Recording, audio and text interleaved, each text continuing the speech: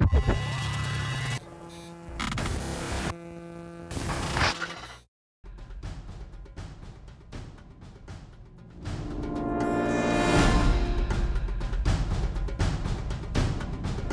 taking you into custody. I think I can smooth talk my way past them. Don't expect any manners out of me. You made quite a first impression. Our basic goal going in was to figure out how we wanted to use dialogue to tell the story, keep it very tense, and yet at the same time have the, immense production value, great looking characters, and awesome VO. And so all of those top level goals are what we sort of put in the mixing bowl and moved around, and the dialogue stance system is what came out of it. There's some things I'd like to find out before you stop breathing. Charming. Dialogue Stance System, or DSS, is a very fancy way of saying you have choices and that the choices are going to dictate the way the game goes for you. If you go through the dialogue stance system and decide to extort somebody and another player decides to execute them, there are totally different options that come up. Why are you wasting my time? Drinking alone is time well spent then.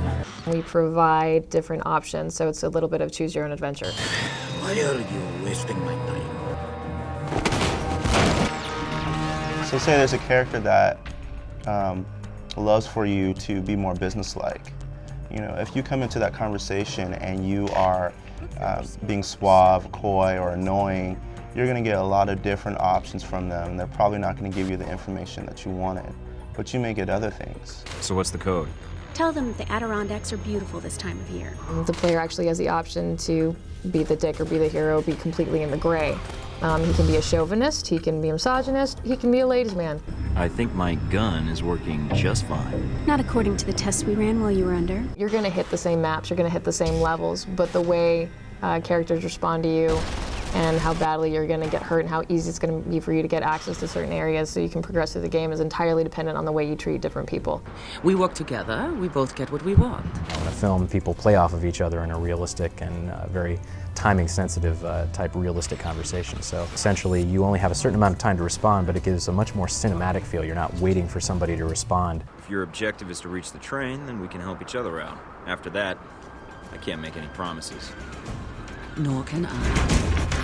Alpha Protocol has quite a large amount of dialogue. Not as much as some of our games like Planescape Torment or even Neverwinter Nights 2, but there are a ton of characters that you talk to. What makes you think you're ready? Because I tell you, we get a lot of recruits in here, and you're not convincing me.